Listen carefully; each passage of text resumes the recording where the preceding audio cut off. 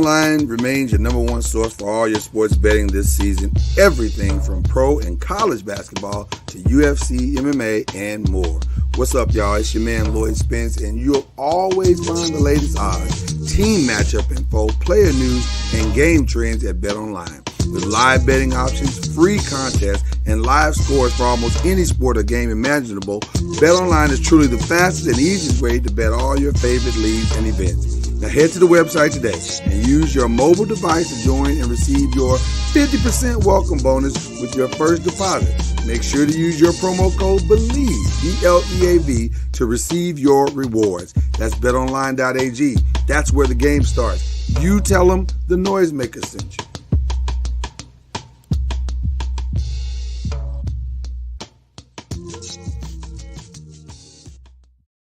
Popcorn World.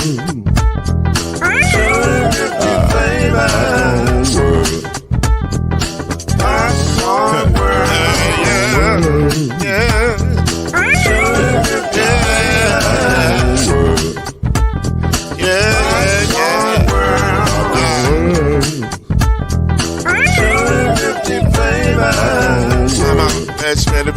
Popcorn World. Can I make you move now? Yes, I can. So you can get this groove in the back of a can. You can make it round the world when it holds in your hand. Popcorn World. 250 flavors gonna make you smile. 250 flavors gonna make you smile. 250 flavors gonna make you smile. That's that popcorn make you smile. Ah.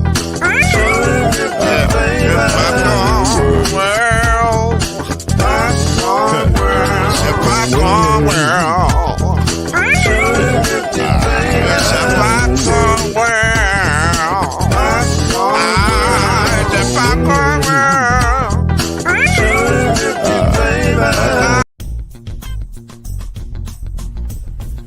You're now listening to the Brothers of the Five. At shooting guard, it's your boy, Killer Cam. At small forward, it's Reggie Love. At point guard, C Major. At power forward, Al B. And at center, Mr. Noise, Lloyd Spence. And now, the Brothers of the Five. Add one more plus me into the Ladies and gentlemen, a champion has been crowned. We have a winner. It is who we thought it was. They are who we thought they were. Ladies and gentlemen, the Kansas City Chiefs are your new 2022-2023 Super Bowl champions. That's Reggie Love over there. That's C Major en route. So he's going to be, well, not anymore. He's out of route, but he'll probably pipe back in here in a second. But we are here to talk to you tonight about what went down, man. We had an incredible week of sports. A lot has happened since we last saw each other, as we told you it would. So we're going to jump right in, man. Reggie Love, before we get into last night, we had a development story that we woke up to this morning that is near and dear to your heart, sir. Shane Steichen. It's a name you got to learn how to pronounce. Reggie Love. He's going to be the dude. It looks like he's finalizing a deal to become the next head coach of the Indianapolis Colts. I got to get the reaction from the number one Colts fan in the building. Reggie Love, what do you think about this? No Jeff Saturday. Hey, man. Bring Jeff Saturday. We're going to bring him back as the offensive line coach. But no, I actually like it. It lets you know who are they leaning towards on the draft. I think so too. Yeah, it's basically saying, here's the direction we want to go. We've seen what Coach Shane, I'm going to have to work on that last name, but Coach Shane, what he's done with Jalen and that offense with Philly. So why not? You know, I tell all the Philly fans, don't forget who you got your head coach from. So we're playing the game right back with you. So No, I think it's a great hire. It shows the direction, and you know, I looked him up. I think he's 37 years old. He's Young guy, yeah. yeah, young guy. You know, and it looks like his offense is innovative. It's the offense that you know what it's going to take to win in this this NFL that's being played right now. So I like the hire. I really do. You know, it's an interesting one to me as well, Reggie. I think it's very telling that they went specifically and got him because as we talked offline, it feels like that if they're going to run that type of offense in Indy, which by the way I think they should, Right. they got a lot of interesting pieces, a lot of speed. Jonathan Taylor is an interesting back. He's similar in some ways to Miles Sanders a little bit. Right. So I think if you're going to run a very similar specific offense, you need that type of quarterback. Now, the names that I keep hearing, the interesting name that came up today was the young man Anthony Richardson, I think is his name. That name popped up today, but I think if I'm Indy, I go get.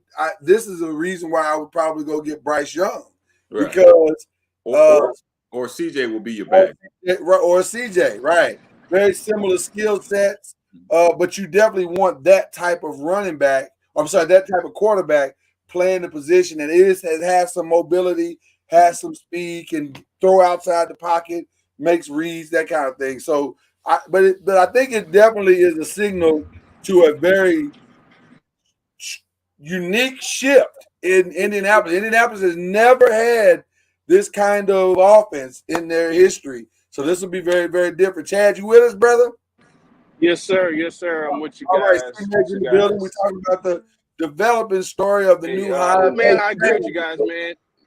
It's definitely going to be one of those quarterbacks that they're going to take to mirror, the Eagles' offense because, you guys got wide receivers.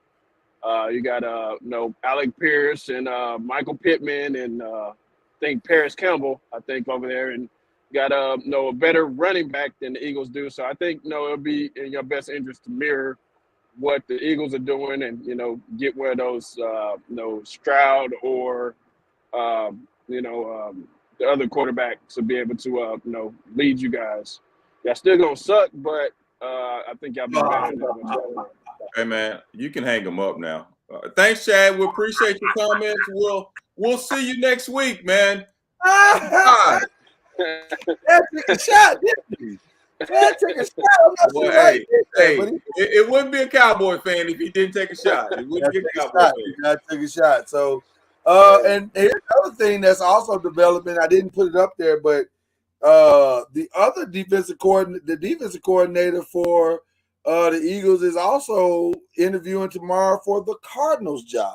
Wow. So it is a strong possibility that the Eagles could lose both their offensive and defensive coordinators in this move. So we'll see. But that's what happens with success. Yeah. I personally am rooting for the defensive coordinator for the Eagles because if he gets the job, they'll leave my guys alone. Hey, man. Well, them NFC guys. Listen, I love Wink, and Wink has transformed our defense, and I didn't want to lose Wink after 1 year. Now, I know Wink wanted that job pretty bad in Indianapolis, and I feel for him because he's an older guy, and he probably deserves to get at least a few years of being a head coach. But Wink, let's go on and win this Super Bowl and make a run, and then you could go be all you want to be. So there you go. But yeah, I'm excited to see how that turns out. So interesting for the Eagles, man. And we'll get back to that conversation here in a minute in question 2, because I think this is it kind of feeds into question 2. But let's get to question 1 first, which is our Super Bowl reactions. Gentlemen, we saw an amazing game, marked with a little bit of controversy at the end. But for the most part, I thought it was an amazing back and forth game. What were your thoughts with Kansas City versus Philadelphia? Oh, man, I thought it was an amazing game. Both quarterbacks played really, really well. what surprised me though, is, and I'm gonna give all credit to Kansas City offensive line. Man, they played bananas. That was my only concern, Reggie, going into the game. Could their offensive line hold up against that defense? And I was shocked, brother. I gotta be honest with you, shocked. Hey, if I'm Kansas City quarterback, the great one, I'm waking up tomorrow morning and I'm sending them an email. And I'm on the email, it's gonna have a package of which Escalade 2023 Escalade you want. It ain't like you ain't got it, Patrick Mahomes. It ain't like you got it. Yeah. So Mahomes, you need to wake up this morning and send them a package and say which one, how to custom you want it, because you all getting Escalades today. And I agree. At Disneyland right now. Well, hurry up and get away from Disneyland and go on and hook up. He can still send that email. He can send that email with the package out. They got email at Disneyland. Exactly. They got Wi-Fi. I'm with you 100%. Pay them dudes, man. Get them dudes some love, man, because they did their thing, man. No sacks at all. I'm not even sure I remember them really even getting real pressure. Right. Like, I think they kind of collapsed a pocket or two, but that was moved. about it. But yeah, he moved. Mahomes moved around. Yeah, he did move. He did move, but he did tweak that ankle a little bit too on one of them tackles, which I was kind of scared of because I thought he was done after that. Well, hey, Chad. Chad. When you got a little thing with a needle and you can put it in his skin in that ankle at halftime and you can shoot him up with a little something. He was gonna be all right. Oh, you talking about that? You talking about that Portland needle? You talking about that Portland needle? Although I will say, to be fair to the journalistic integrity of the story, according to Andy Reid, he didn't want anything. According to Andy Reid, he got something. That was that Portland needle that they had. That's well, I don't know. I think he probably got a little something. Just little something. They put a little biofreeze on the top of it. Right, something. Yeah, something. They put something on it. So listen, it was an amazing game. I want to first give my shout out. This is not our official shout out, but I just want to give a shout out to Jalen Hurts. Oh yeah. Once again, the Ravens have screwed themselves because Jalen about to get paid. Jalen might get $300 million. Real talk. Easy. Jalen might get $300 million. It may happen, which means Lamar might get somewhere. Get now. I don't know if that resets the market or it just makes Lamar's number. Does that make Lamar's number rise or it drops Lamar's number? Like, do the Ravens say, "Hey, man, you got to get at least do what he did"? Right. He did this in his second year. I think it raises it because Lamar has an MVP on his record. So I think you know. Yeah, they don't have a Super Bowl appearance though. Yeah, hey, has he even been to the conference finals? Nope. So which one weighs more? I guess is the thing. I guess that Super Bowl may weigh more. Hey, about to say it's all about that money. You get to Super Bowl, you get that. That's bringing the sales. That's bringing the tickets. I'm gonna tell you which weighs more: 4 touchdowns and 3 of them, and all of them you were responsible for. Right. Every single one, like 3. He was the total. He was Lamar yesterday. Right. He was a better version of Lamar. 3 touchdowns and a passing touchdown. That's all Jalen, man. Right. And let's be honest, guys. But he was responsible for one of those, that pivotal fumble though. That was the momentum changer at that point. So yeah, but he more than made scored on that one too. But he came right back. Though. Go ahead, Reg. You just say something. Yeah, no. Let's don't forget about Arizona and Cleveland causing all of this mess. Right. Listen, that's the real culprits of why the market is going to be so out of whack. Now, here's the problem with paying Jalen, but you're going to have to pay him. Right. That means and this kind of feeds in. So I guess I'll kind of bleed question number 2 into number 1 because they kind of go together.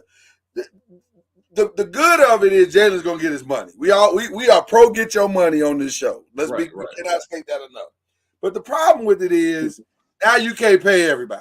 Exactly. And you got some defensive players that you need. Offensive and defensive that you're going to lose. Yeah. Miles Sanders may not be there after this year because you can't pay because you don't franchise Miles, do you? Right. Like he's not franchisable. I would say I wouldn't franchise him.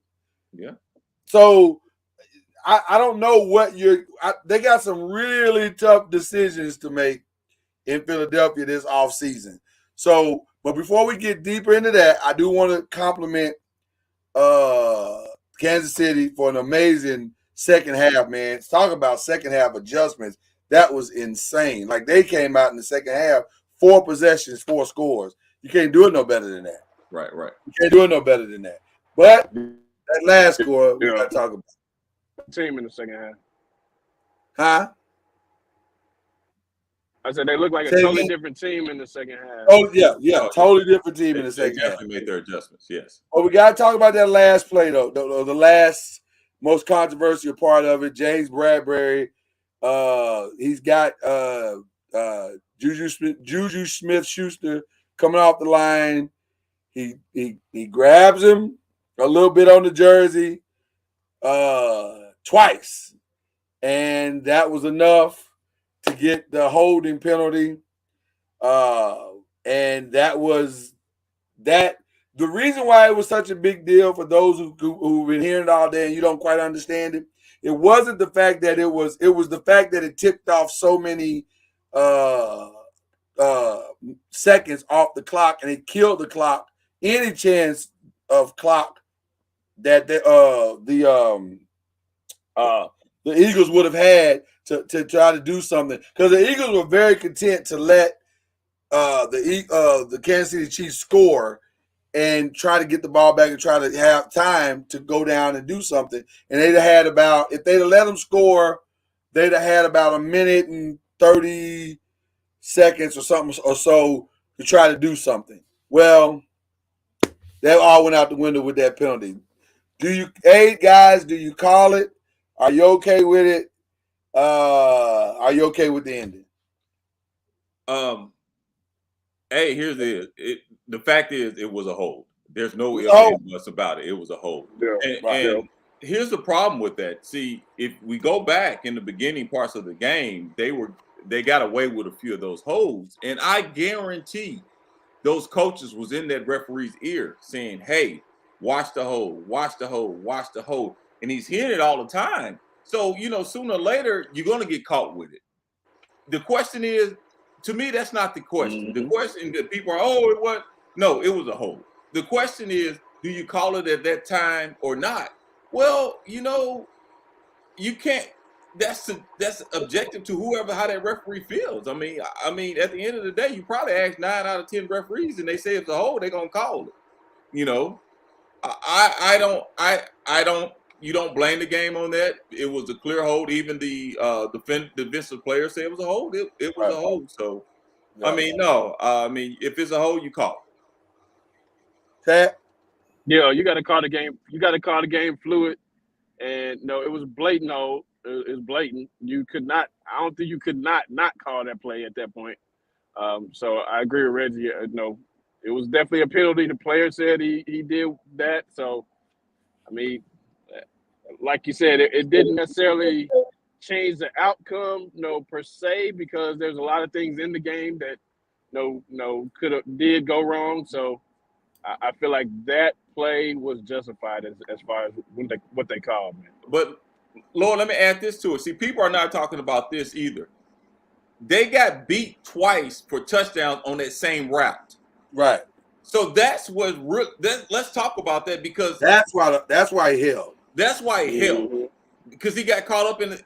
That would have been 3 times in a row they got beat on that route. And on both sides of the field, they got beat on that same field. Yeah. So that's why he held. He held because he was getting beat. Same route. So you call it.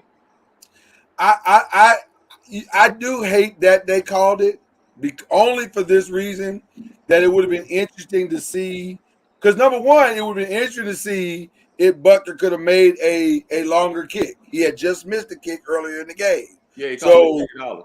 Right, huh? It cost you what? It cost you $50? Oh, my goodness. That was my number. He would. That sounds My personal. number was 7 at the end of the quarter. He cost me $50. So He cost you $50. I got you. Okay. That's personal. That's real personal. So no, that is personal. I saw there's a video going around on TikTok or Instagram, whatever, where a guy tore up his TV because he missed that kick. So so I get it. I understand. So it would have been interesting to see him if he could have made a longer kick because he struggled with that earlier in the game. The other thing would have been interesting to see if Jalen could have marched his team down the field to win the game. So I hate that we didn't get the drama that we wanted, but that was the right call. I have no problem with the call whatsoever because that's what you're supposed to call. And then I heard some people complaining about, well, but there were other holes in the game that they didn't call. Well, that's any game. I mean, Right. but here's the other side of it. If they don't call that hole and Butker mixes the kick that could have got them in the position they got in yesterday, now we're complaining about that. Now that's the story all day. They didn't call that hole and this, that, and the other. So, right, the more egregious thing was that field. That field was terrible. Terrible. Man. Oh, the field was horrible. Yeah, that field was terrible. Could have tore somebody's ankle up. Yeah. Yeah. Whatever grass, I think they said whatever new grass they tried out, throw that grass back in. Hey, put that back in the kids' playgrounds. That ain't it. Yeah, that grass ain't it. Yeah, it was terrible. Very terrible. Was that $800K, right? It's $800K. I don't know how much it cost, but whatever it was too much. Yeah, they need. I hope they had a warranty on it. Right, whatever it is, it's too much. So I got no issue with any of that. All right, so that brings us to back into question number 2. The way too early team predictions. Who are the contenders for next year? You obviously have to start with Kansas City. But I'll say this: if the Eagles lose both coordinators, and they pay Jalen, you gotta wonder, is the same Eagles team coming back? You know what I mean? Because that's not necessarily a small thing. When you lose your coordinators like Josh Allen did, right?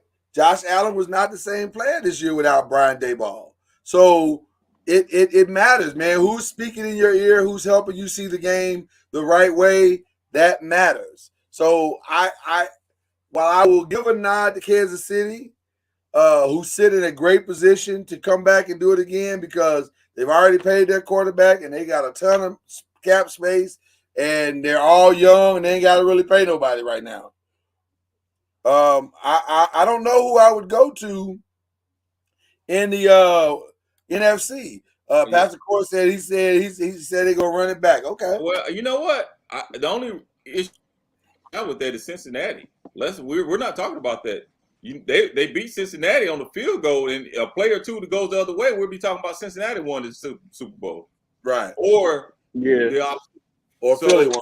Yeah. So I really think it's going to be, to me, from the AFC, it's going to be between Kansas City and Cincinnati because okay, let's be honest. If Tyler Boyd doesn't have that injury, are we talking about this? So great point. Yeah, so I really believe it's going to be between Kansas City and Cincinnati again in the AFC. Yeah, and you might have to throw Buffalo in there at some point just to see what they do this all season and what kind of moves they make. Yeah. So like you said, Cincinnati, Buffalo, and Kansas City. My NFC, I think you got to throw San Francisco in there, because they're gonna. Who will be quarterbacking them though? That's the real question. And who's going to be coaching their defense? Right, that's the other question.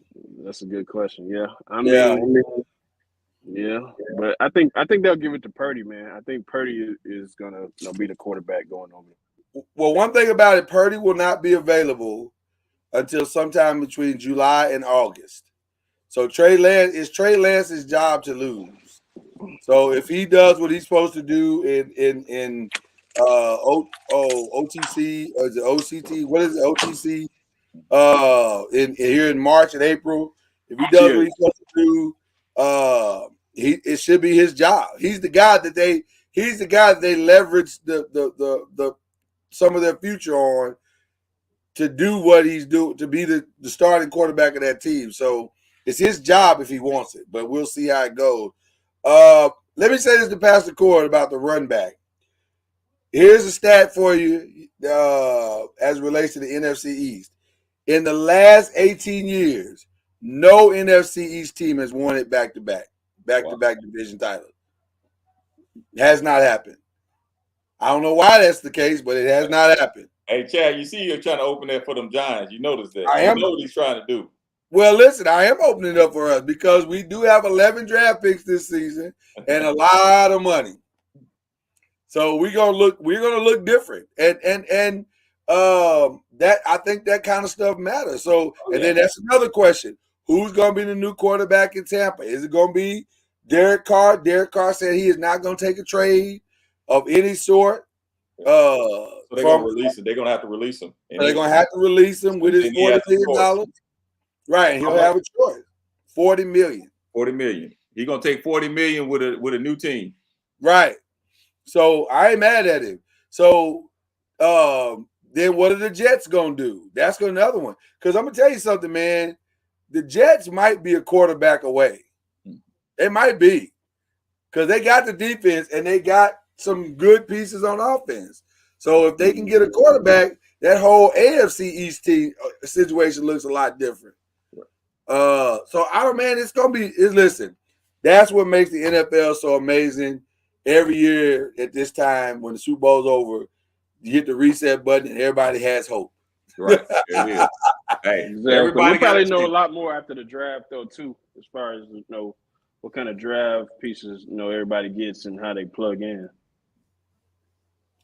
What is it? Pastor Corey said in the history of the NFL, there have never been two black quarterbacks, so it's time for a back-to-back. That would be nice, though. I will say that.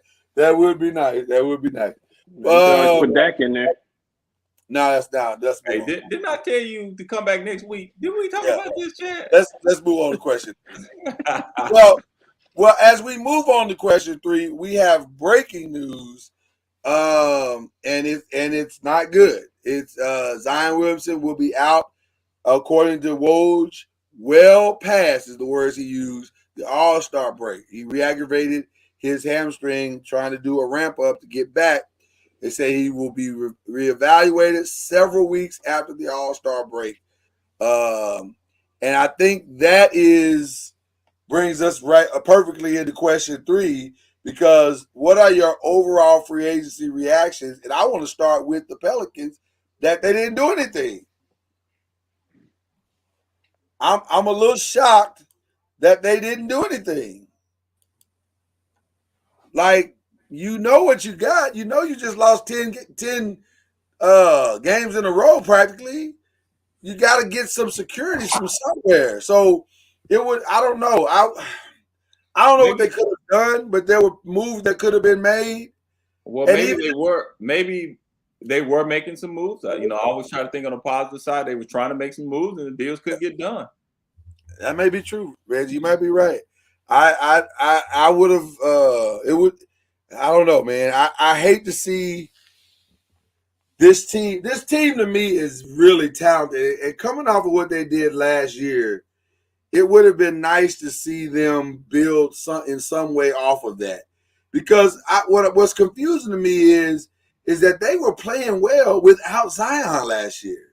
So what has happened to Willie Green's message that is not getting through like it was getting through when Zion was out last year? Now, I know CJ McCollum is not 100%, and Brandon has not been 100%. So maybe that's just that combination. Yeah, I believe after, if Zion can get healthy after a few weeks after the All-Star, we can really tell, because you should see CJ will probably get some rest for the break. Ingram, he'll probably get a little healthy, and I say we see what they look like after that. If they all 3 of them get healthy, in the midst of going into March, then if you could find that 7-8 play-in seed, you just never know what happens after that. Well, it's going to be interesting to see how it all unfolds. I really, and this will be my last time saying this for a while, I really want Zion to get all the way ready to play ball. I really do, because he's too talented of a player for this to be his current legacy. It's the same thing I feel about Anthony Davis. You're too talented of a player for the narrative about your ability to be that you can't stay healthy. That you're too talented. So whatever you got to do to change that narrative, man, do that. Do that, please. That's my only commentary that I have to Zion. I'm trying something new, Reggie. Hey, I have not said one word. I'm just listening right now. Reggie, this is not a listening show. It's very unfortunate. I am Groot. It's very unfortunate, man. Pastor Court going all the way in. He said he's too soft. The entire season not getting hurt every other week. He's just out of shape. That's all. I mean, that's conditioning out of shape. Right. I don't think it's a matter of softness. I just think it's an unfortunate. He said the players. He didn't say Zion. Read questions again. He said no. But I mean, he's talking about Zion. No, he's not. We are not going to make this a Zion question. We're talking about the NBA. We're going to talk about. You said question 3 says NBA. But we led into question 3 coming out of the Zion breaking news. And first of all, this was not a breaking news. This came out 5 days ago. I see what y'all got going on. I'm gonna call it out. It wasn't that many days ago. Let's start with 5 days ago, y'all. It's breaking news. Well, we haven't talked about it on our show. So when we haven't talked about it, I'm just gonna say this. I don't think it's a soft issue. I think it's a conveyance of a lot of circumstances that we've talked about here on this show before. It's the culmination of year-round basketball at young ages that culminates and adds, because basketball hours are basketball hours. It doesn't matter when you got them. If you started playing basketball at 5 and you play year-round from 5 to 25, that means you got a lot of basketball hours on your body. And that doesn't change just because you're 25. So, that dude has a lot of basketball hours on his body. And I think sometimes that matters. So, but I'm shocked that they didn't do anything. And then I'll get into some other people. Shocked at Toronto and the Bulls as well. Did not see that coming. We missed on every single Toronto and Bulls player that we predicted would be going somewhere. Don't know why they didn't do anything, though. I think Toronto was trying to make a move. I don't know if they were asking too much or what was the deal with Toronto. Every time I looked up and I heard some rumblings, it was coming from Toronto. Well, everybody's trying to do too much. Everybody's asking for too much. You already know. You said that last episode. Everybody's trying to rob other teams. So I think trying to get a Gobert deal. Yeah, exactly. Yeah. No, that ain't happening too much. People didn't learn from that. No, you're not getting a Gobert deal, and nor should you get a Gobert deal. Gobert shouldn't even got a Gobert deal. Hey, Minnesota's trying to get that deal back. Right. They're trying the best that they can to get it back. So, no, I agree with you, Reggie. But those are the only 2 shockers as far as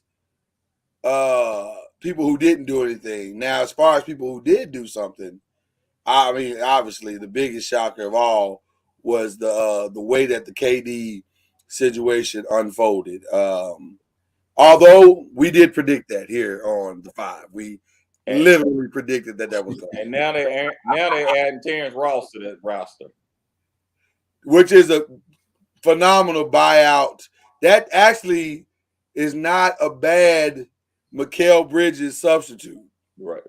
That's basically what they're trying to do. Then I also heard maybe Carmelo. Chris Paul wants Carmelo Anthony as well. Oh no. That's what I heard. Yeah. I'm just saying, Chris Paul, come on, man. This is not let me get all my friends together and we play ball together. No, this is not that. This is we're trying to win. No offense to Carmelo. But remember I tell y'all about that young. Y'all gonna start. Well, y'all listen to me about younger. Lakers did. Rob said, Reggie. My team listen, Reggie. My team listen. Rob said, Reggie, what you think? I said, man, you got to get younger. You got to get the younger pieces around them, or younger go-getters around LeBron. He said, yeah, right, Reg. Let me do that. And I said, okay, cool. We're good. Tell Chris Paul, I love him. And I'm not saying anything bad about Chris. Leave that alone, man. Let the team do what they're doing. Leave that alone. You don't want 10 minutes off the bench offense with Carmelo? He's trying to be too greedy. He's trying to be too greedy and get it They all. don't need that. You don't need scoring with that team. You don't need scoring. You got a big 3 or 4 if you want to say 4, and all you need is role players around. This is where I would disagree. They don't have a bench. That's the problem with a lot of people. They don't have a bench, Reggie. They don't. That's the problem with a lot of NBA teams, though. They have a good starting 5, but the bench is the most important thing at this point. I think they have the same bench that they had before. They got a few. That's why you got they got Damian Lee, right? They have what's the backup point guard? Cameron Payne, right? You're really not going but 8-9 deep anyway. So yeah, but you're trying to make a run with a 38-year-old point guard. That's what I'm saying. You're not going but 8 or 9. A 35-year-old forward with injury history. But that's why you got Cam and you got those other players. I'm saying if this team is healthy, you don't need to add any more to this. You talking about players because you don't know what type of bench we have. They're not big name bench players. If you got players to come in and do their role, you got guys that's average can put up 30 a night. You got 3 guys can put up 30. Well, you might have Chris Paul might be averaging, going 38 minutes a night, and that's not. No, he's not. You don't need him to do that. You need Chris Paul. You need Cameron Payne is off. You gotta have somebody in there. Because right now the backup point guard is Saban Lee until Cameron Payne gets healthy, and then the backup shooting guard is Damian Lee until Landry Shamet gets healthy. And you got those guys getting healthy because everything's happening. Listen to me, everything is happening after the All-Star break. That's what everybody's looking at, getting healthy after the All-Star break. But the All-Star break is this weekend. Right, that's what I'm saying. So everybody's starting to trust me. Build up for the after. Yeah, you don't need Carmelo. No offense, I love Carmelo, but you don't need that. Take what you have and let everybody else be that role. You got 3 people who can put up 30. Listen, 3. You got a big man can put up 30 and 10, 30 and 15. You got a shooting guard can put up 40. You got another shooting guard. I don't know what he is. He's a freak of nature, can put up 50. What else? You don't need nobody else to score. I don't know. The bench is gonna be very crucial for. Y'all saying somebody to score. You don't need. I didn't say score. You need role players on the squad. And I am saying you need both. I think the drop off from what you have as a starting 5, because ultimately the starting 5 is going to end up being Chris Paul, Devin Booker, Kevin Durant, probably TJ Warren when he gets up to speed. Yeah. And the big guy. DeAndre Ayton. Yeah. The drop off from that to what you have coming up is a considerable drop off. Listen to what I'm saying. You're it's all about rotation. It's all about rotation. You're gonna need 8, 9 in the playoffs, and it's all about rotation. That's it. But Reggie, you're saying that, but the reality is, in that rotation, in order to make this work, you're gonna have to play Chris Paul more minutes. Because those guys, listen, Reggie, I hear what you're saying, but you and I both watched Phoenix play. Phoenix runs with point guard play. Somebody has to get them into their spots. Somebody has to get them the ball. That normally is Chris Paul. That is not what Cameron Payne does.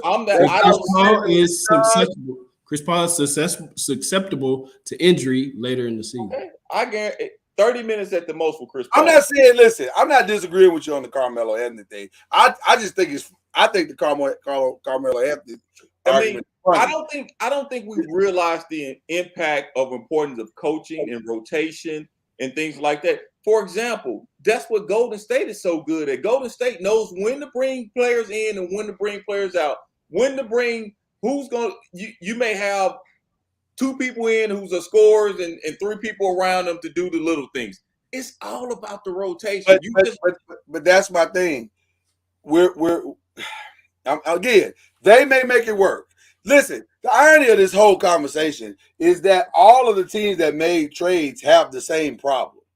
They all got to figure out now, midstream, and with only 20 some odd games left, Right. how do you make these rotations work? Lakers got the same problem. They got the same problem. The Mavs have the same problem with Kyrie coming in. They got to fit all these pieces together, and the window to figure it all out is very, very, very small.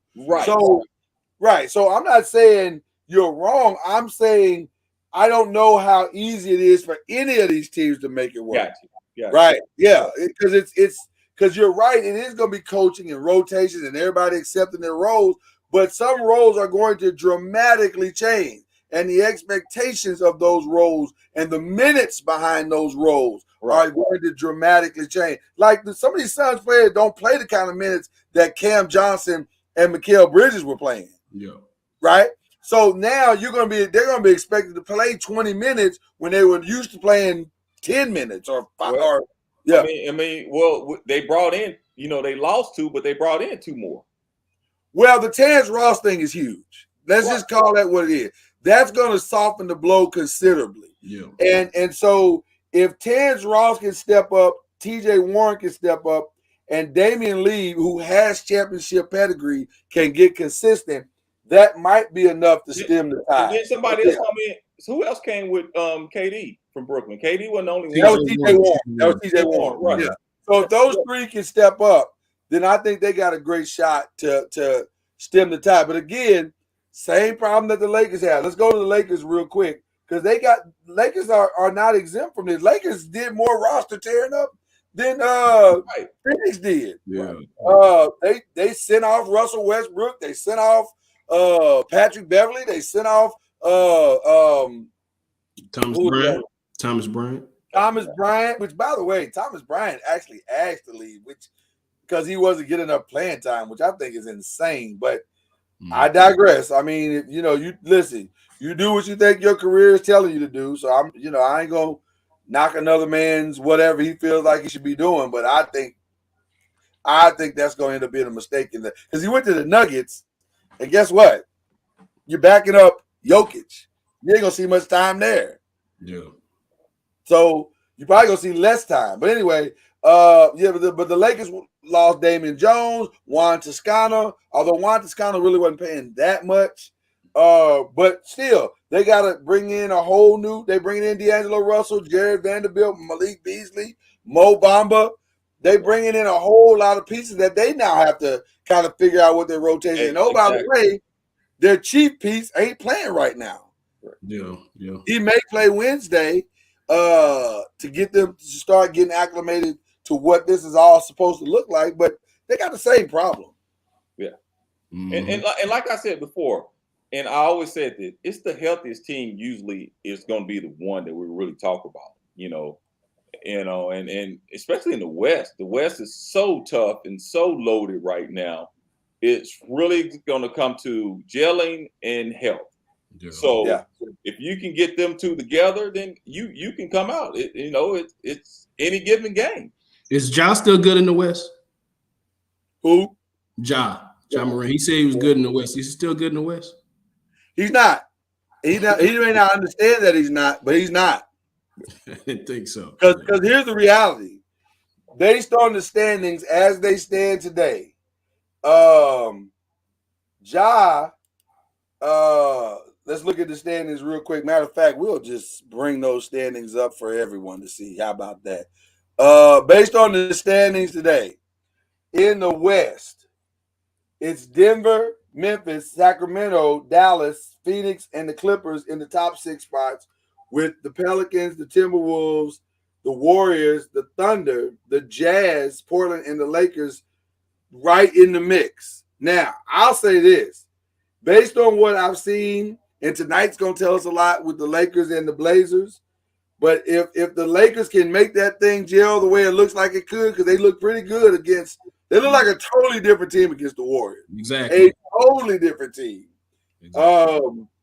If they can make this work, then it is a strong possibility that 7 and 8 spot could be Golden State and LA in whatever order that is. And if that's the case, Denver got a real problem. I mean, Memphis got a real problem because I don't know if they're better than either of those teams. Yeah. So I think Memphis got a challenge. What do y'all think? No, I agree with you. The Lakers definitely look good the other night with their pieces. D'Angelo Russell fit in, seamlessly with what you guys were doing. And, Golden State, we just need to get healthy as far as Steph is concerned. And Gary Payton. Gary Payton, Yeah. Jr. the second. And, that's definitely going to tell us a lot right there. So we didn't lose too many pieces. We added him and, as far as got to get Steph back. But I really like what y'all did. The Lakers, got shooting and, defense. So, it's going to be definitely tough, whoever Memphis plays in them 7th, 8th. So who won and who lost? I would have to say Phoenix won, but Brooklyn won too, man. The games that I seen Brooklyn play, they playing defense, they playing together. Amen. I'm really impressed with Mikal Bridges and them dudes, Dinwiddie and all them dudes. I want to back you up on that. Not saying I definitely think the Phoenix won, but man, I want to talk about two teams that I saw look totally different. We're not talking about Dallas Mavericks. Dallas Mavericks is moving that ball. I don't know if you got a chance to watch them. I have. They're moving that ball. I think they played back-to-back games, and when the second game they came back was Luka's game back. So that's like you said, like every team is going to get used to that, the movement in. But it seems like Luka and Kyrie are both trying to play unselfish, and that was a great thing to see. But to go back to the Brooklyn, man, those guys, they play hard. Listen to me.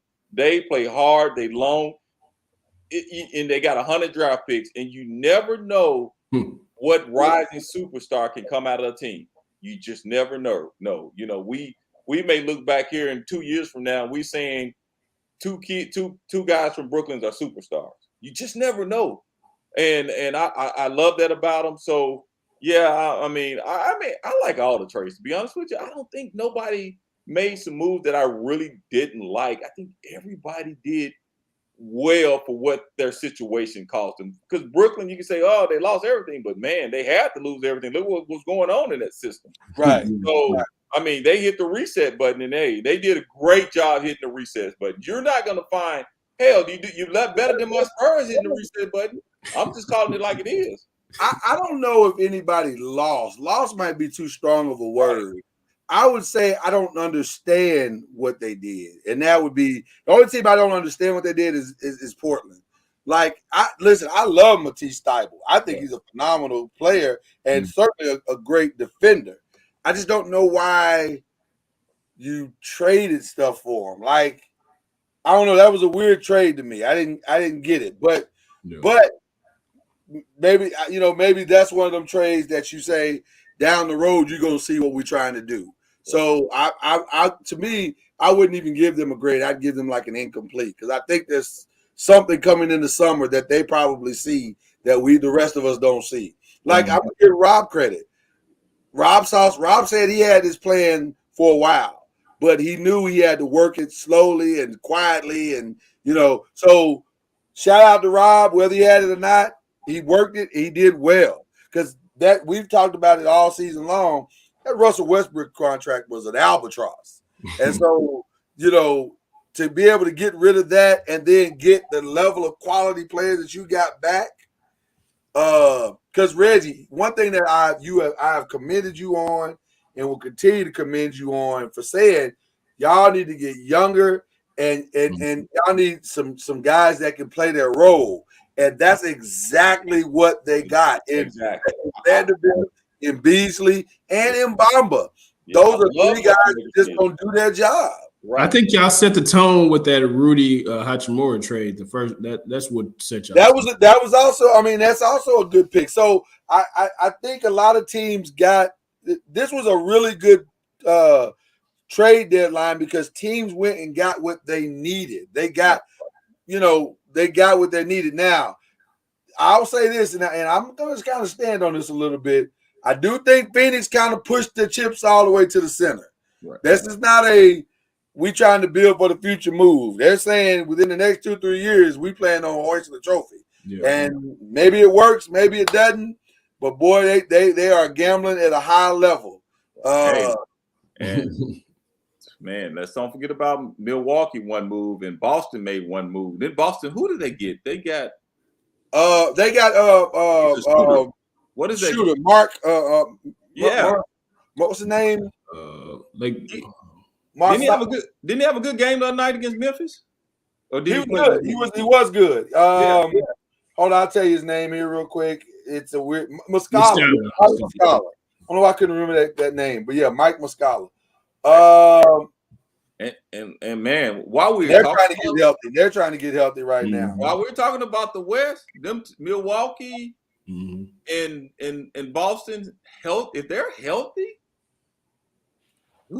I'm just saying Milwaukee might have sneakily made the best move of all. Yeah. Because that's the only thing they were missing, a replacement for PJ Tucker. Right. And they got a more than capable replacement in Jay Crowder. Right. And who actually got a better shooter. Right. And he hasn't been playing, so he has his legs. Fresh. He's got his legs. And he's going down the stretch. Yeah. So I'm excited about what Milwaukee has done.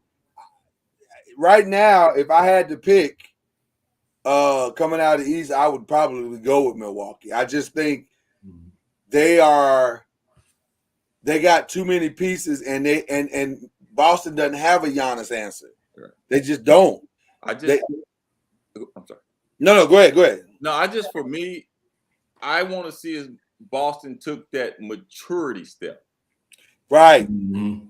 If they took that maturity step, then it'll be very interesting. It's for me all about whose bench is going to show up.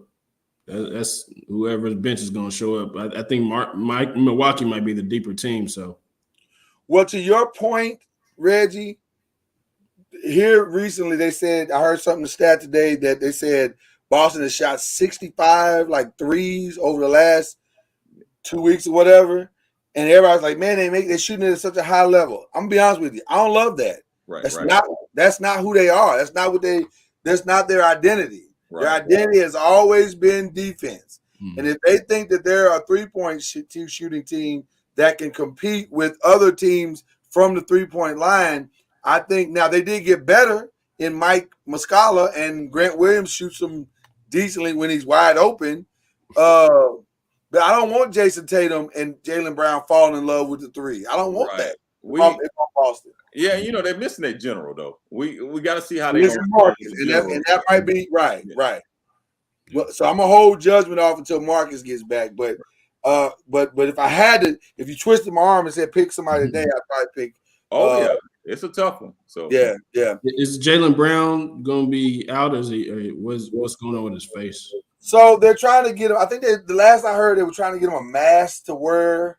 But he's out. But I think they're still trying to get him a mask to kind of help him with the fracture and figure out how they're going to, And then that's another thing, man.